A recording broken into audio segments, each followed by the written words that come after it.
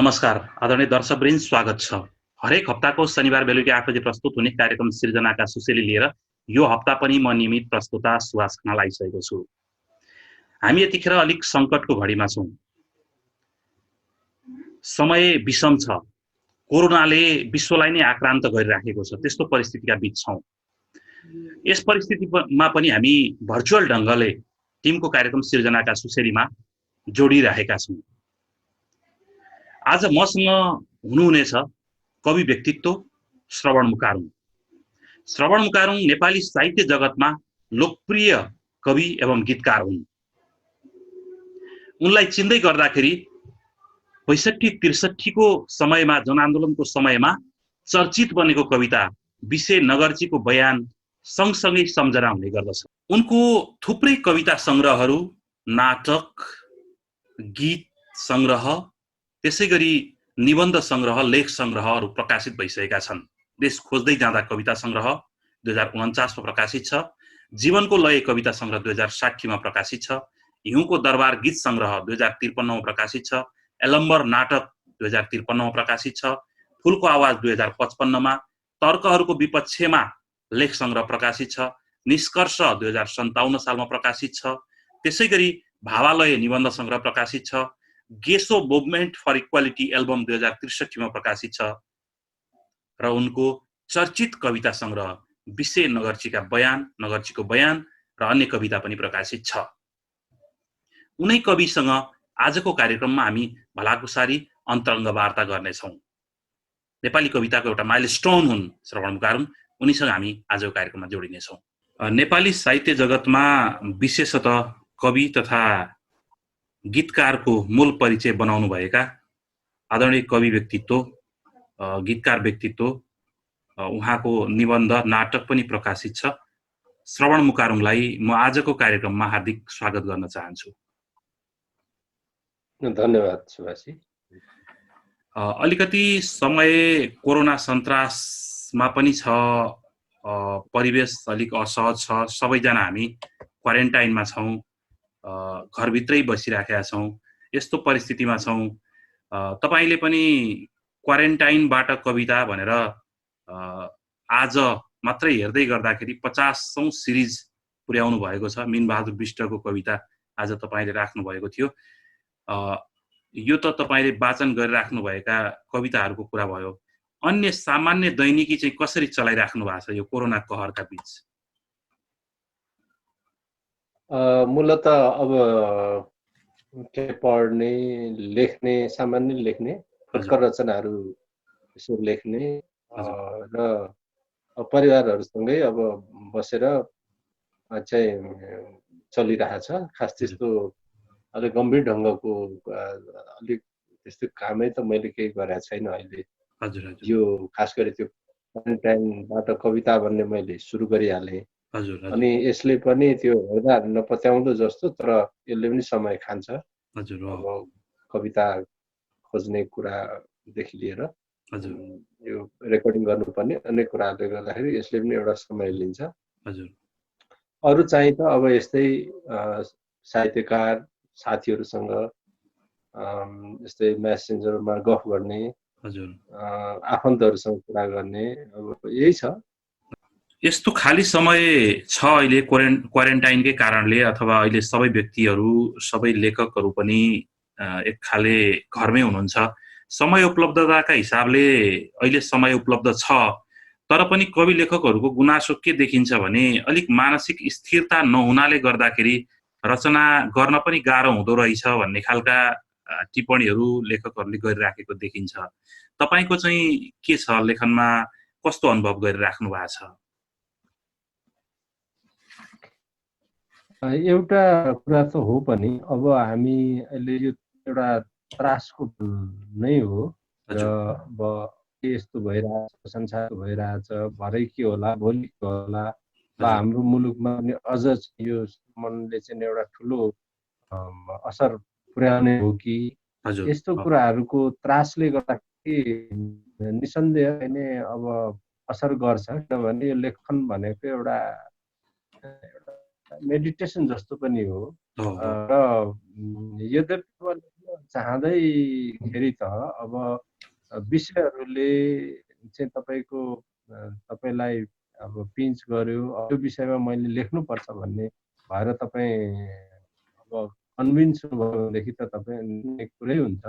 हजुर तर अब तपाईँले मलाई पनि चाहिँ अन्य साथीहरूलाई जस्तै मलाई पनि अलिक अनिजी चाहिँ हो। अब हजुर यसो लेखौँ न त के गरौँ भन्दाखेरि अब के भइरहेको होला, कसो भइरहेको होला, अथवा यत्रो विश्वमा महामारी फैलिरहेछ, अब यसले कस्तो किसिमको नयाँ यसले दिशा लिने हो, यस्तो हजुर चिजहरूले अलिकति कन्फ्युजनहरू गराउँछ। अँ, अनि ठिकै हो, अलिक उम्, गम्भीर रचनाहरू चाहिँ अब लेख्नको लागि केही समय लाग्छ होला, तर अब छोटो संरचनाको यो अब कविताहरू गीतहरू त उम्, साथीहरूले लेखि पनि रहनु भएको छ, राम्रो कविताहरू पनि आइरहेछ। हजुर हो र मलाई पनि अलिक अब गम्भीर रचनाहरू गर्नलाई चाहिँ अलिकति समस्या हुन्छ नै होला लाग्यो। हजुर हजुर हो। अब अलिकति परिस्थिति यस्तै छ, गम्भीर छ, कोरोनाकै समय छ। कवि लेखकका हिसाबले चाहिँ यस्तो समयमा कस्ता उत्तरदायित्वहरू हुन सक्छन् जस्तो तपाईँलाई लाग्छ? अब हामीले त एउटा अब के गर्ने होला, हामीले गर्ने उम्, भनेको अब यो लेख्ने कुराहरू नै हो र एउटा हजुर थेरापीको रूपमा एउटा चाहिँ नि अब कविताहरू लेखिदिएर अब इन्टरटेन गराउने कुरा पनि हो। त्यो मानसिक बौद्धिक हजुर रूपमा एउटा चाहिँ नि एउटा मनोरञ्जन गराउने हो हजुर श्रोताहरूलाई, पाठकहरूलाई र एक अर्कामा चाहिँ नि त्यो सेयर गर्ने हो र यसो भुलिने हो। हजुर अब यो नै होला। अब जस्तो अब कोरोनाको बारेमा प्रशिक्षित गर्ने त राज्यले पनि गर्छ। हजुर, अब हाम्रो जिम्मेवारी के होला भन्दाखेरि हामीले हाम्रा रचनाहरू मार्फत त्यसका अब भनौँ न भोक्ताहरूलाई अथवा पाठकहरूलाई अथवा श्रोताहरूलाई, अँ, आम मानिसलाई चाहिँ अब केही एवेयर पनि गराउन सकिएला। अँ, जसरी राज्यले गराउँछ उम्, त्यसरी नै अब टाढै बसौँ, हात धौँ, यस्ता कुराहरू सन्देशमूलक रचनाहरू पनि एकातिर सिर्जना गरेर सहयोग गर्न सकिएला। हजुर अर्कोतिर त अब अर्को कुरा चाहिँ अब हामीले एउटा एउटा थेरापी उम्, को अँ, रूपमा एउटा मानसिक एउटा मनस्थितिलाई अलिकति उत्साहित गर्ने, उत्प्रेरित गर्ने अँ, टाइपको रचनाहरू सिर्जना गरेर दिने होला। हामी लेखक कविको त्यही नै होला भन्ने लाग्छ मलाई। हजुर हजुर। अब अलिकति कुरा गरौँ, नेपाली कविताको थोरै कुरा गरौँ। आजको नेपाली कविता जुन लेखिराखेको छ, यसको समग्र स्वरूपलाई हेर्दै गर्दाखेरि तपाईँ नेपाली कवितामा लामो समयदेखि अभ्यास गर्दै आउनुभएका व्यक्तित्व हुनुहुन्छ। आजको कविता कस्तो देख्नुहुन्छ, आजको नेपाली कविता?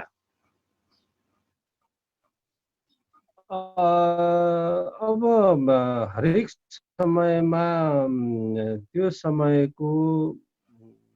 समय चेतना, त्यो काल चेतना हजुर सम्वरण गरेर आएको रचनाहरूको आफ्नै महत्त्व हुन्छ, आफ्नै अँ, त्यसको भ्यालु हुन्छ होइन।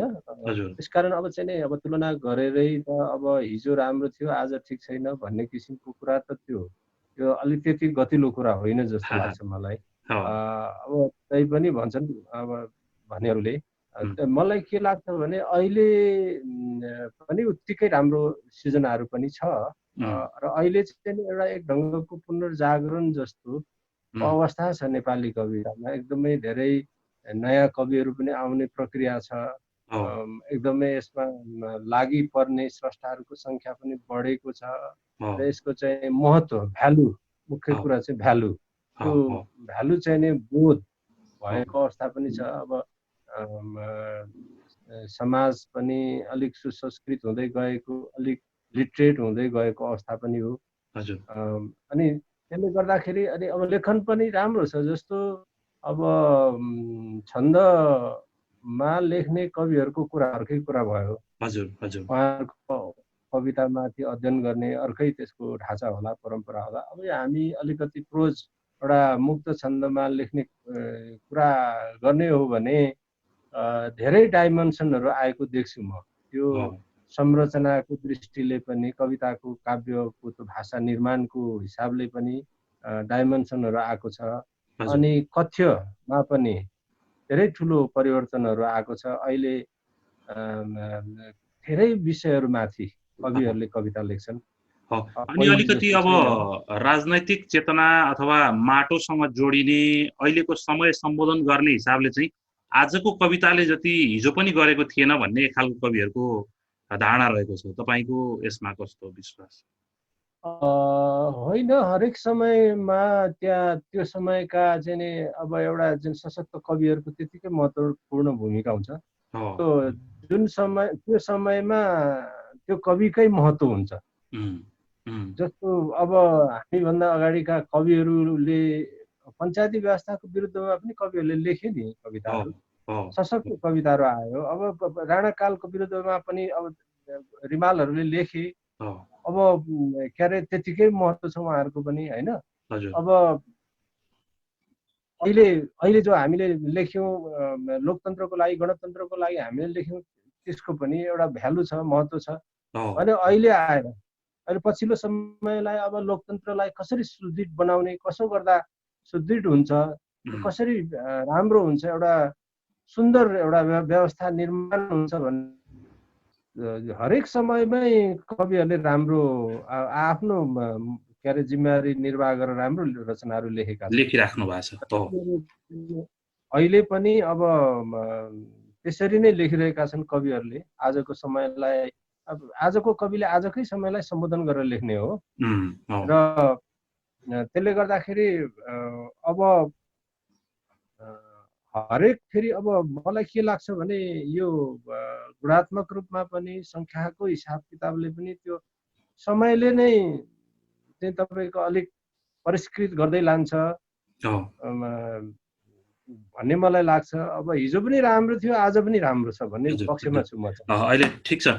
यो बीचमा तपाईँको एउटा कविता सुनाऊ। मेरो कविता अलिक लामो लामो छोटो, अहिले पछिल्लो समयमा छोटो लेखिएन, त्यसले गर्दाखेरि समस्या भइरहेछ। म एउटा सुनाउँछु। हजुर, हुन्छ। हजुर, यो कविताको शीर्षक चाहिँ मैले पदयात्रा भन्ने कविता सुनाउँदैछु अहिले। पदयात्रा? हजुर। हस्।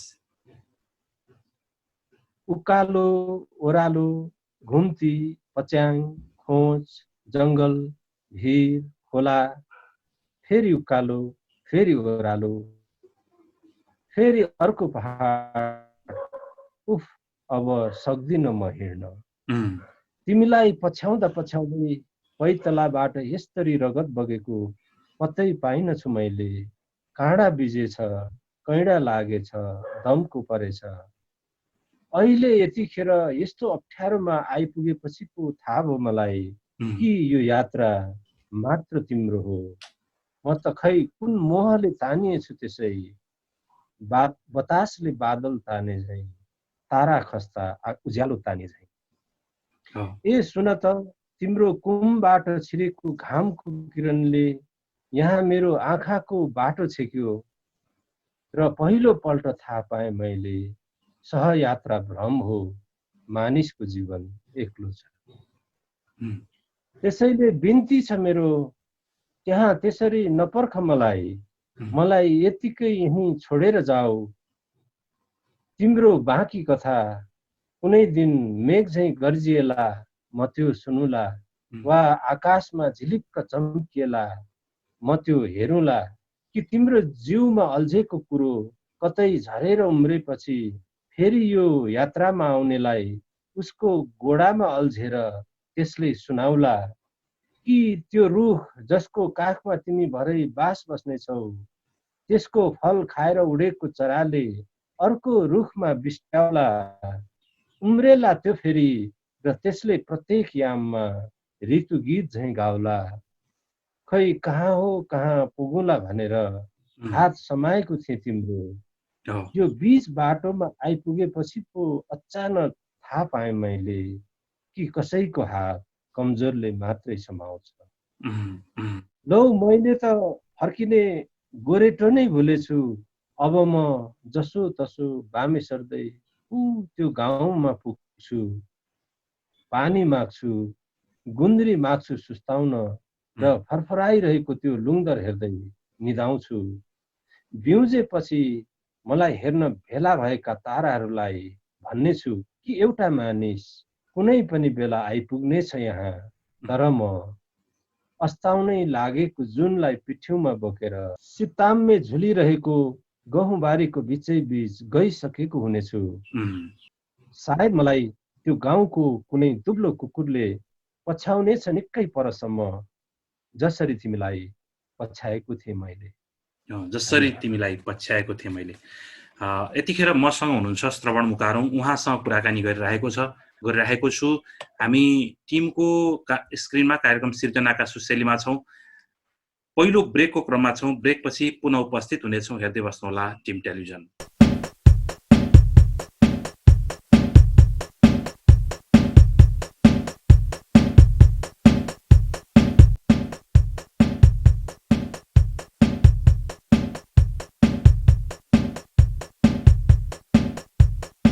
पहिलो ब्रेकपछि पुनः स्वागत छ कार्यक्रममा। हामी सिर्जनाका सुशेलीमा छौँ। आज मसँग हुनुहुन्छ एकजना सुपरिचित कवि व्यक्तित्व, गीतकार व्यक्तित्व आदरणीय श्रवण मुकार हुनुहुन्छ। उहाँसँग कुराकानी गरिरहेको छु।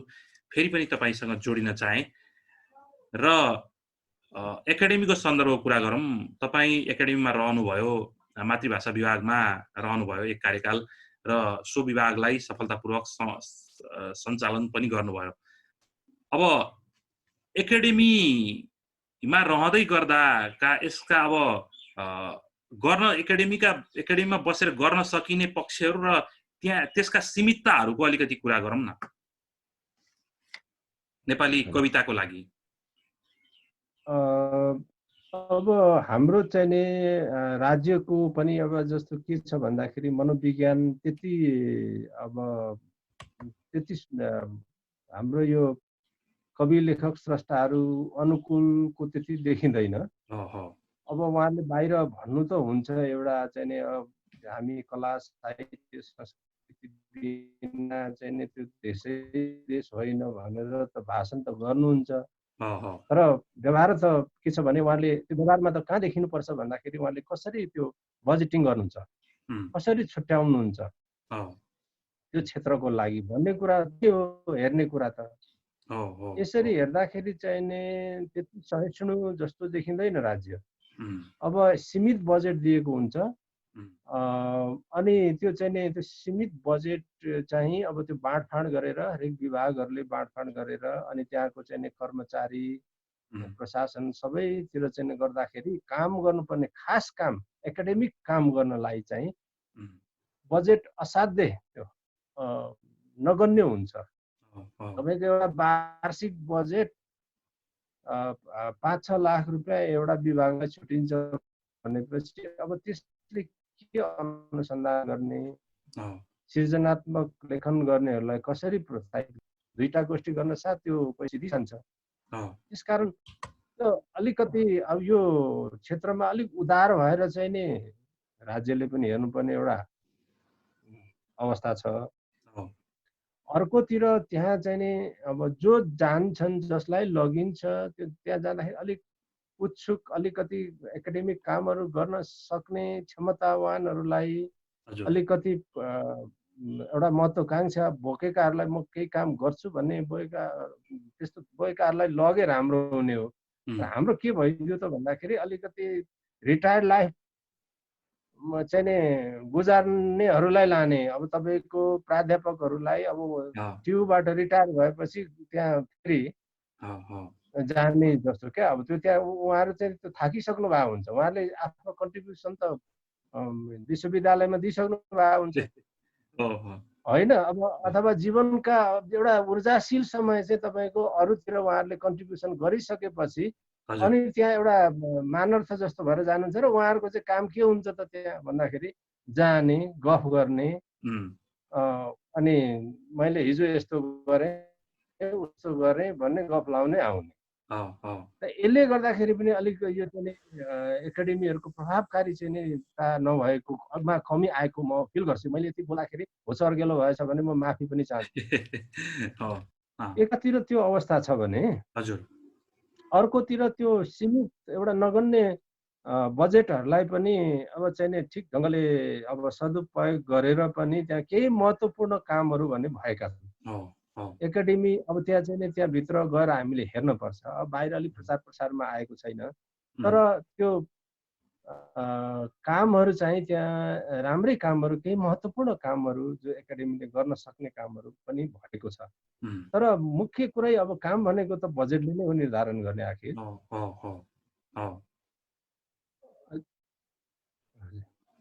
अनि त्यसले गर्दाखेरि पनि अब हामीले जति हाम्रो त्यो त्यहाँको चाहिँ नि अनुकूल एउटा परिस्थिति छ,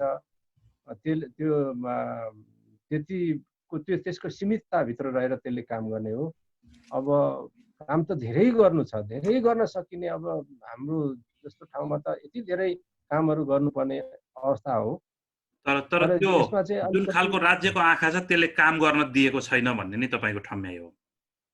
एउटा त्यो खास गरी अब चाहिँ नि त्यो एक दुईवटा त्यसमा समस्याहरू छ। जस्तो मैले देखेको एकाडेमीहरूलाई भनेको अलिकति अब राजनीति निरपेक्ष त हुँदैन लोकतन्त्रमा त झन् कुरै भएन। तर त्यही पनि त्यो नियुक्तिहरू गर्दाखेरिहरू अलिकति वैचारिक समावेशिताहरू पनि अपनाए राम्रो हुन्छ र त्यो चाहिँ एउटा राष्ट्रिय गौरवको एउटा प्रतिबिम्ब जस्तो, एउटा बिम्ब जस्तो भएको कारणले गर्दाखेरि त्यसमा आफ्नो कार्यकर्तै राख्नुपर्छ भन्ने मानसिकताबाट अलिकति पर गएर अब सबै एउटा विचार बोकेकाहरू तर एकाडेमिक भ्यालु भएका मान्छेहरू लान सक्यो भने राम्रो हुन्छ।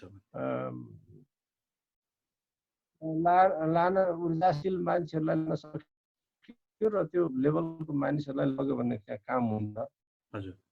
अर्को कुरा राज्यले विशेष ध्यान दिनु नै पर्छ। अब अलिकति कुरा गरौँ, जस्तो एकाडेमीकै कुरा गर्दै गर्दाखेरि एक समय राज्यले अब एकाडेमीलाई पनि गाभ्ने भन्ने खालका कुराहरू ल्यायो, एउटा बजेट भाषण मार्फत त्यो कुरा पनि आयो। तपाईले बीचमा एक ठाउँमा भन्नुभएको रहेछ एकाडेमी त झन् अब स्टेटमा गइसकेपछि त यो हाम्रो राज्य स्टेटमा गइसकेपछि त छुट्टा छुट्टै प्रान्तमा छुट्टा छुट्टै एकाडेमीहरू बन्नुपर्छ। अब राज्य चाहिँ एक ढङ्गले हेर्ने भने संघीयतामा गएको छ, अब राज्यले पावर सेयरिङका कुराहरू गरेको छ, फेरि एकाडेमीलाई चाहिँ एउटै बनाउने अथवा एकीकृत गर्ने भन्ने कुरा चाहिँ कति जायज हो?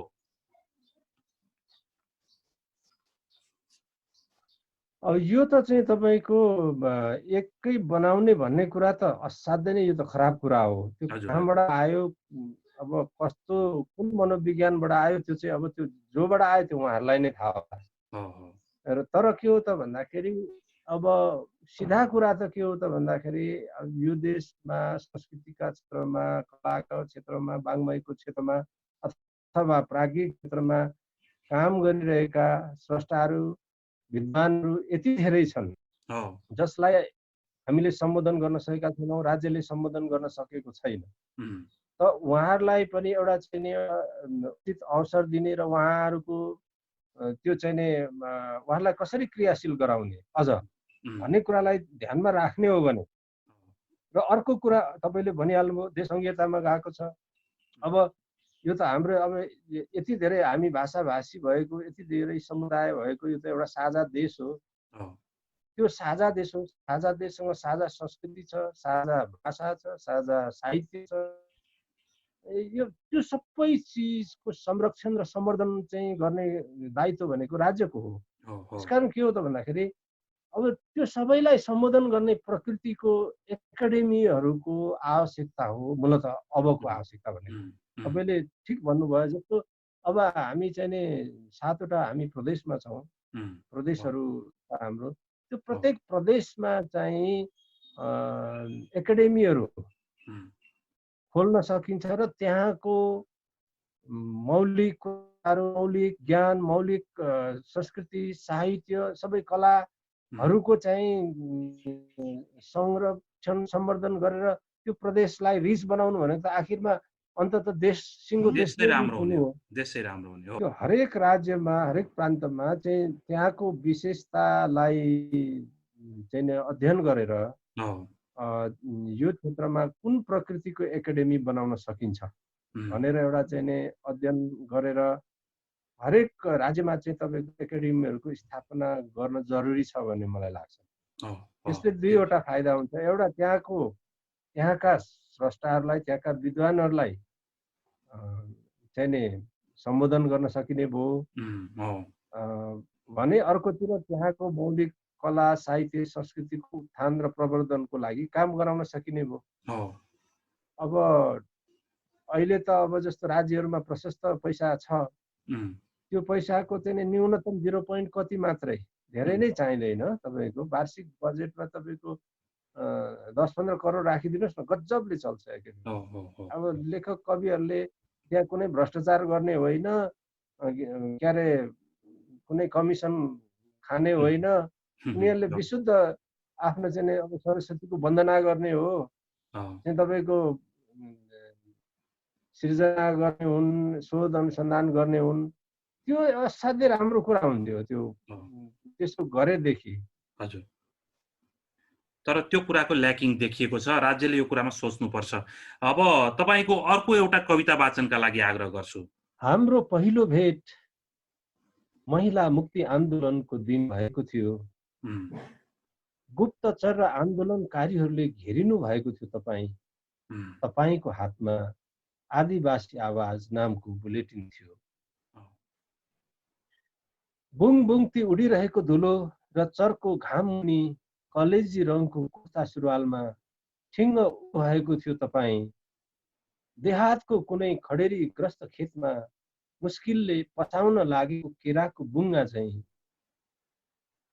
अथवा असंख्य हिन्दूहरूका बीचमा तस्लिमा नसरिन झैं, वा असंख्य मुस्लिमहरूका बीचमा मलाला झैं, अथवा असंख्य बुद्धिस्टहरूका बीचमा बुद्ध झैं, वा असंख्य क्रिश्चियनहरूका बीचमा जिसस झैं, अथवा घना अन्धकार बीच बतासले हल्लाइरहेको दीप झैं कुनै सुदूर सपनाको उज्यालोले धप्प बलिरहनु भएको थियो। तपाईँ श्रृंगारका नाममा घुचुकमाथि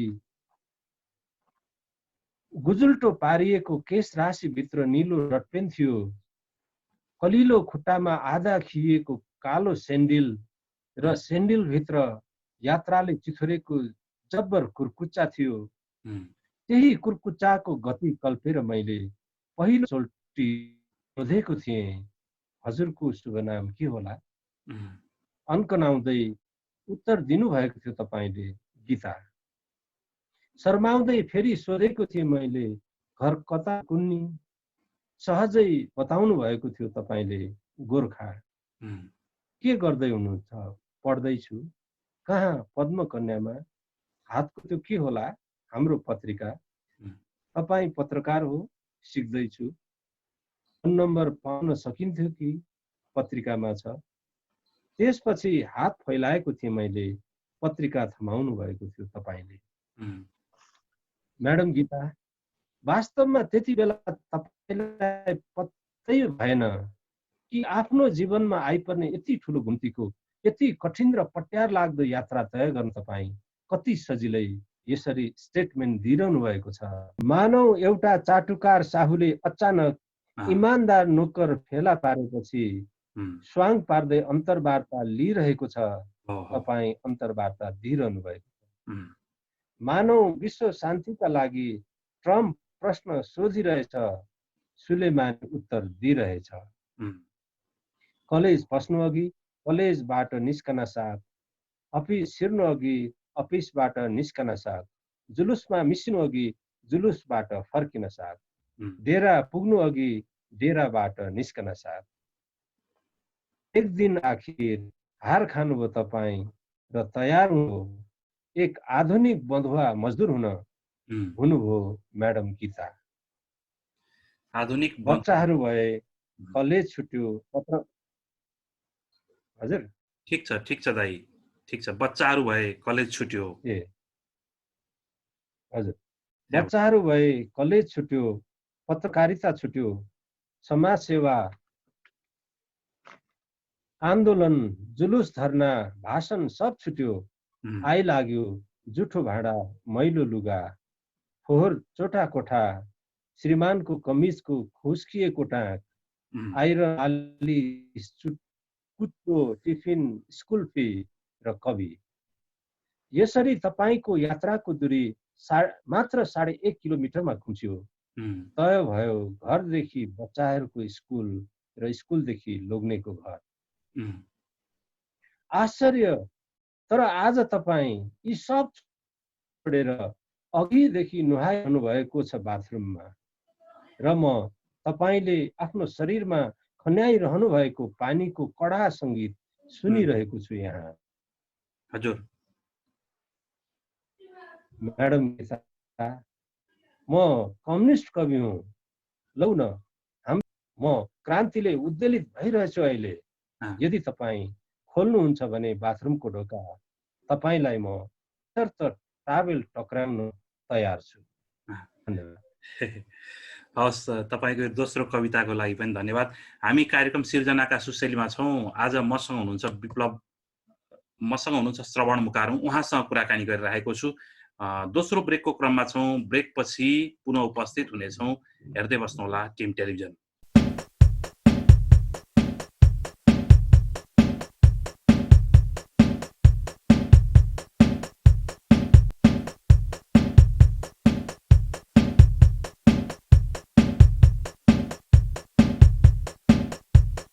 यो दोस्रो ब्रेकपछि पुनः स्वागत छ कार्यक्रममा। हामी सिर्जनाका सुशैलीमा छौँ। आज मसँग हुनुहुन्छ नेपालका एकजना सुपरिचित कवि व्यक्तित्व श्रवण मुकारौँ, उहाँसँग जोडिराखेको छु। उहाँका विभिन्न विचारहरू र उहाँको रचनालाई मैले यो कार्यक्रममा प्रस्तुत गरिरहेको छु।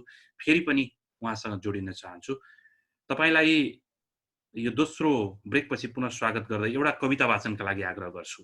हजुर, मैले सुनाउने कविताको शीर्षक छ पुरानो मानिस। पुरानो मानिस। यस धरतीको सबभन्दा पुरानो मानिसलाई मार्न सबभन्दा नयाँ कुरा चाहिन्छ। तिमीसित अब के छ त्यस्तो कुरा? सुधारिएको प्रजातन्त्र, गणतन्त्र, अत्याधुनिक बन्दुक, ट्याङ्क, मिसाइल, रकेट लन्चर वा जैविक हतियार अथवा अन्तर्राष्ट्रिय गीत। घर जलाइदियो, घरसँगै उसका बालबच्चाहरू जले, श्रीमती, दाजुभाइ र इष्टमित्रहरू जले, गाई गोठ, बाख्रा, सुँगुर र फुलहरू जले, उसले लगाएको भाङ्रा, भोटो र गाँदो जल्यो, बख्खु, धोती र हाकु पटासी जल्यो। थाहा छ ऊ किन जलेन? उसलाई आतंककारी भन्यौ, सरकारी गुप्तचर भन्यौ। तिम्रो चरम यातनाले उसका विनयी हातहरू छिनालिए, निर्दोष आँखा र जिब्रो थुतिए, घाँटी र खुट्टाहरू गिडिए। उसको पृथ्वी जस्तो मुटुलाई सङ्गीनले उनेर विजयीको हुङ्कार गर्यो। तर थाहा छ ऊ किन मरेन? यस धरतीको सबभन्दा पुरानो मानिसलाई मार्न सबभन्दा नयाँ कुरा चाहिन्छ। तिमीसित अब के छ त्यस्तो कुरा? भाषा, धर्म, जाति, संस्कृति, सम्प्रदाय, राष्ट्रियता वा मानव अधिकार अथवा सुप्रिम अमेरिका? तिमीसित अब के छ बाँकी त्यस्तो कुरा जसले यस धरतीको सबभन्दा पुरानो मानिसलाई मार्न सक्छ? के तिमी खेतमा धानको गन्धलाई मार्न सक्छौ? के तिमी पहाडमा बतासको गन्धलाई मार्न सक्छौ? के तिमी समुद्रमा पानीको गन्धलाई मार्न सक्छौ? तिमीसित अब के छ त्यस्तो कुरा भन, के छ जसले यस धरतीको पसिनाको गहुँ गोरु गन्धलाई मार्न सक्छ? धन्यवाद। अब फेरि अलिकति कविताकै सन्दर्भमा जोड्यौँ। नेपाली कविता नेपाली मात्रै भइराख्यो अथवा यो ग्लोबल युगमा हाम्रो कविता बाहिर गएन भन्ने चिन्ता धेरै गर्ने गरिन्छ। तपाईँ अब कविता क्षेत्रमा हुनुहुन्छ, एकाडेमीमा पनि रहनुभयो, सरकारको एउटा जिम्मेवार तहमा पनि रहेर काम गर्नुभयो। यसलाई कसरी हेर्ने? हाम्रो कविता किन बाहिर गएन अथवा किन हामी मात्रैमा सीमित रह्यौँ भन्ने कुरालाई यसलाई अब कसरी लिनु पर्ला भनेदेखि अब देश गुनाको भेष भन्ने हाम्रो उखान छ एउटा। अब हाम्रो देश जस्तो छ हाम्रो साहित्य पनि त्यस्तै हुने हो। एउटा कुरा, अब हाम्रो अनुवाद गरेर लैजाने प्रक्रिया हाम्रो जटिल छ, समस्यामा छ। राम्रा के अरे अनुवादकहरू पाउन पनि गाह्रो छ, उहाँहरूले समय निकाल्न पनि गाह्रो छ। एकातिर यो तमाम समस्याहरू छ र त्यसले अर्को कुरा विश्व बजारमा लैजानलाई हामीले मार्केटिङ गर्नलाई पनि गाह्रो अवस्था नै हो। एउटा महत्त्वपूर्ण यी कुराहरू त छँदैछन्। अब अर्को कुरा चाहिँ के हो त भन्दाखेरि अब यो अहिलेको समयमा हामीले विश्व बजारमा हामीले हाम्रो साहित्यलाई लानु पर्ने त हो, तर अब यो साहित्यकारहरूको भूमिका भन्दा यो चाहिँ नि साहित्यका प्रवर्तकहरूको अथवा राज्यको अथवा त्यसको व्यवसायीहरूको यो कामभित्र पर्ने कुरा हो भन्ने मलाई लाग्छ। अब सर्जकको काम भनेको चाहिँ उसको लेख्ने मात्रै हो, लेख्ने नै हो। अब उसले व्यापार बिजनेसतिर लाग्यो, उसले म अङ्ग्रेजीमा बनाउँछु, स्पेनिसमा बनाउँछु, जापानिजमा बनाउँछु भन्नतिर लाग्यो भने ऊ व्यापारी हुन्छ, व्यवसायी हुन्छ, होइन? एउटा स्रष्टा भनेको ऋषि जस्तो हो, उसले त एउटा तपाईँको एउटा साधना गर्ने हो, उसलाई चाहिँ सिर्जना गर्नै दिने हो। अरू व्यवस्थापन भन्ने, त्यसलाई अन्तर्राष्ट्रियकरण गर्ने, अरू भाषामा लैजाने भन्ने कुराहरू अरूको काम हो। त्यो अरूको काम, त्यो काम गर्नलाई तर राज्यले वातावरण बनाउनु पर्छ, त्यो बनेको छैन। हजुर, त्यसै गरी अर्को एउटा सन्दर्भमा जोडौँ। एउटा डिस्कोर्समा तपाईलाई कवि श्यामलसँग देख्दै थिएँ मैले, र त्यो सन्दर्भमा अहिलेको युवा पुस्ताको लेखनीलाई हेर्दै तपाईले भन्दै हुनुहुन्थ्यो, आजको युवा पुस्ताको लेखनी, कविताको लेखनी हेर्दै गर्दाखेरि भोलिको कविता राम्रो छ, भोलिको कविताको भविष्य राम्रो छ भन्ने खालको तपाईको आकलन थियो। त्यही कुरालाई अलिकति जोडौँ। आजको युवा पुस्ताको कविता लेखन कस्तो देख्नु भएको छ? मलाई त के लाग्छ भने अब यो हरेक समयमा हिजोको भन्दा आजको पुस्ता अलिक अझ प्रोग्रेसिभ भएर आउँछ। ऊ हरेक कुराले अब अहिलेको पुस्ता, म पछिको पुस्ता पनि मभन्दा एडभान्स भएर आउँछ। किन भन्दाखेरि यो एउटा प्राकृतिक सिद्धान्तको कुरा हो। यो अहिले एक्सिसहरू यति धेरै छ, संसारको जस्तो सुकै साहित्य पनि अहिलेको पुस्ताले अहिले तत्कालै पढ्न सक्छ। संसारमा के ट्रेन्ड चलिरहेको छ, युरोपमा कस्तो ट्रेन्ड चलिरहेको छ, अफ्रिकामा कस्तो ट्रेन्ड चलिरहेको छ, नयाँ कविता कस्तो ढङ्गले लेखिँदैछ, के डिस्कोर्स चलिरहेको छ भन्ने अहिलेको पुस्ताले तत्कालै थाहा पाउँछ तपाईँको। त्यसकारण के हो त भन्दाखेरि ज्ञान आफूले ग्रहण गर्ने कुरा, टेक्निकल कुरा यसकारण हो मैले भनेको के हो त भन्दाखेरि यो चाहिँ नि भाषासँग खेल्ने कुरा हो। अनि यो कस्तो शैली कहाँ चल्दैछ, कसले नयाँ शैली ल्यायो कवितामा, नयाँ ढङ्गले कसरी कुन नयाँ चिन्तन ल्यायो, यी सबै कुराहरू अहिले तत्काल थाहा पाउने अहिलेको पुस्ताले हुनाले उसले त्यो प्रभाव ग्रहण गरेर यहाँ आफूले आफूलाई नयाँ ढङ्गले निर्माण गर्न सक्छ र आफ्नो नयाँ काव्यको भाषा बनाउन सक्छ, आफूलाई अझ प्रभावकारी बनाउन सक्छ। अनि त्यसले गर्दाखेरि अब हिजो हामीभन्दा अघिल्लो पुस्ताले त एउटा युरोपको एउटा चलेको एउटा कविको एउटा पुस्तक पाउनु त उसले 15 वर्ष 20 वर्ष कुर्नु पर्थ्यो उहाँहरूले, होइन? त्यो युरोपबाट भारतमा आउनु पर्यो, भारतबाट नेपालमा आउनु पर्यो, यस्तो समस्या थियो। पुस्तक अहिले त गुगलमा गएर। त्यसकारण के हो त भन्दाखेरि ज्ञान ग्रहण गर्ने चिजको चाहिँ यो संस्थाको कारणले पनि नयाँ पुस्ता अगाडि आउँछ। उसले नयाँ ज्ञान छिट्टै लिन्छ र त्यो यो ज्ञानसँग खेल्ने कुरा पनि भएको कारणले यो सिर्जनाहरू अहिलेको पुस्ता झन् बढी प्रभावशाली भएर आइराखेको छ भन्ने विश्वास गर्नुहुन्छ? आइराखेको र एउटा विश्वास हो, यो एउटा विश्वास हो। तर अर्कोतिर के हो त भन्दाखेरि यो एउटा फेरि आफैभित्रको एउटा योग जस्तो, एउटा ध्यान जस्तो पनि कुरा हुनाले अहिलेको पुस्ताले चाहिँ अलिकति मेरो बुझाइमा अलिक आफूलाई चिन्तनको तहबाट एउटा दार्शनिक एउटा वैचारिक एउटा परिपक्वताको तहबाट निखार गर्न चाहिँ त्यो समय लाग्छ, समय लाग्छ। किनभने त्यो त स्वाभाविक कुरा पनि हो, युवामा एउटा युवकत्व हुन्छ, अलिक म्याच्योर हुँदै गएपछि त्यो आफै बन्दै जान्छ। तर हरेक नयाँ पुस्ता अझ शक्तिशाली बनेर आउँछ भन्ने एउटा विश्वास छ, यो एउटा सत्य नै हो नि। र अहिले मैले जस्तो म हेर्छु, अहिले नयाँ कविहरूको कविताहरू कोही कोही बेला हेर्छु, म यस्तो कोही कोही बेला झस्किन्छु कि ओहो कस्तो नयाँ लेख्यो, कस्तो नयाँ कुरा भन्यो, हजुर कस्तो नयाँ मिथहरू नयाँ बिम्बहरू प्रयोग गर्यो, नयाँ भाषा लिएर आयो। ओहो यही कुरा मैले भन्दा अलिक लाटो लाटो हुन्थ्यो, उसले यो कस्तो यस्तो हेर कस्तो सुक्तिमय बनाएर लिएर आयो, मलाई जित्यो भन्ने जस्तो फिल गराउँछन् अहिलेको लेखकहरूले। त्यस कारण के हो त भन्दाखेरि दुई तिनवटा कुराले अब अहिले लेखनमा एउटा स्वतन्त्रता पनि छ। तपाईँले जे लेख्न पनि पाउनुभयो। पहिले त त्यस्तो थिएन, पञ्चायत कालमा थिएन, राणा कालमा थिएन होला।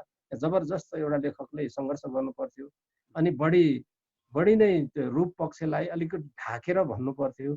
अहिले ओपनली अनेकौँ तरिकाले उसले भन्न सक्छ अहिलेको लेखकले आफ्नो कुरालाई, आफूलाई लागेको कुरालाई। तर त्यो स्वतन्त्रता सँगसँगै उसँग जिम्मेवारी पनि फेरि बढेको होला। त्यो जिम्मेवारी के बढ्छ त भन्दाखेरि मैले भन्न पाएँ भन्दैमा के भन्ने एउटा गीतै छ नि, बोल्न पाएँ भन्दैमा मुखमा आएको बोल्ने नगर भन्ने, त्यसको बिचमा हुन्छ नि त कविता त। अहिलेको अबको पुस्ताहरू त्यसै पनि राम्रो भएर आउँछ। हाम्रो यो व्यवस्था प्रणाली पनि अब एउटा लोकतान्त्रिक एउटा मुलुकमा जाँदैछ। त्यसलाई चाहिँ लोकतन्त्रमा यस्तो चिजहरू अझ उन्नत भएर जान्छ भन्ने विश्वास चाहिँ लिन सकिन्छ। नयाँ पुस्तासँग तपाईँको अपेक्षा छ। अब अन्तिममा छौँ हामी, करिब हामी कार्यक्रमको अन्त्यतिरै छौँ। तपाईँलाई अन्तिम एउटा प्रश्न गर्न चाहे। कवितामा गीतमा यति सुपरिचित, यति राम्रो लेखन हुनुभएका श्रवण मुकारुङलाई यो लेखनका अन्य हाँगाहरू चाहिँ किन चाहिएको? तपाईँ अरूमा पनि गइराख्नु भएको छ। आजको समय चाहिँ अलि आख्यानले चोरेको अथवा के यस्तो कारणले त होइन? त्यस्तो खासै होइन, यो एउटा संयोगहरूले पनि हो। मैले अब नाटकहरू लेख्ने साथीहरूको कारणले, साथीहरूले लेखिदे भनेर भनिसकेपछि नाटकहरू मेरो 750 झन्डै 800 पेजको त नाटकै प्रकाशित छ। के अरे संयोगहरूले अरू विधाहरू पनि लेखिने अवस्था हुन्छ। अब जस्तो मैले मेरो त्यसलाई निबन्ध भन्ने पनि भयो अथवा एउटा लेखहरू पनि आइरहेको छ। अब त्यो पनि कस्तो भने अब पत्रकार साथीहरू, सम्पादक साथीहरू छन्, लौ तपाईँले फल्नाको बारे लेखिदिनु पर्यो भनेर जबरजस्ती साथीहरू सम्पादकहरू छन् अनि उनीहरूले चाहिँ एउटा कर गर्छन् जबरजस्ती। र लेख्दै भनिसकेपछि त्यो निबन्धकार पनि भइयो, नाटकले यहाँ चाहियो, नाटक लेख्दै भने नाटककार पनि भइयो। अब यसरी त्यो मेरो विधाहरू चाहिँ त्यसरी अरू क्षेत्रमा मैले लेख्नु परेको अवस्था हो। त्यो चाहिँ नि म अरू पहिले देवकोटाहरू जस्तो अथवा अघिल्लो पुस्ताका हाम्रा अग्रजहरूले चाहिँ अब सबै विधामा लेखे, त्यति बेला अरू लेख्ने कम थिए। जुन विधा लेखे पनि उहाँहरू त फर्स्ट ह्यान्ड हुने अवस्था थियो। अहिले त त्यो होइन। अहिले त अब हामीले एउटा विधामा दक्षता हासिल, त्यसको उचाइ ग्रहण गरियो भने त्यो चाहिँ राम्रो कुरा हो। किनभने सबै विधाहरूमा 101 लेख्ने लेखकहरू हुनुहुन्छ। त मलाई पनि म कवि नै हो, गीतकारै हो, अध्ययन नै हो मेरो क्षेत्र त। तर त्यो अरू क्षेत्रहरूमा देखिएको अवस्था चाहिँ त्यो संयोगले, परिस्थितिहरूले र अब त्यसबाट अलिकति अब सर्भाइभको कुरा पनि भयो, अलिकति चाहिँ नि आउने कुराहरू भयो। मेरो अरू चिजहरू छैन अनि त्यो चिजहरूले पनि मलाई अरू थोक पनि बनाउँदै लगेको हो। हवस्, यो कार्यक्रममा आइदिनु भयो, आफ्ना कुराहरू राखिदिनु भयो, आफ्ना कविताहरू वाचन गरिदिनु भयो। तपाईँलाई विशेष धन्यवाद दिन चाहन्छु। सुभाषजी, मलाई पनि तपाईँले यसरी यो अवसर पनि र यो गफ गर्ने जुन संयोग हामी बिचमा मिलाइदिनु भयो, यसको लागि तपाईँप्रति आभार व्यक्त गर्छु। हवस्, आभारी छु। हवस्। आदरणीय दर्शकवृन्द, आज मसँग रहनुभयो श्रवण मुकारुङ, उहाँसँग मैले कुराकानी गरेँ। यतिखेर हामी कार्यक्रमको अन्तिममा छौँ। मलाई प्रविधिमा सहयोग गर्ने मनिल, त्यस्तै आजका अतिथि श्रवण मुकारुङ र म नियमित प्रस्तोता सुभाष खनाल, सबैलाई बिदा दिनुहोस्। हेर्दै बस्नुहोला किम टेलिभिजन।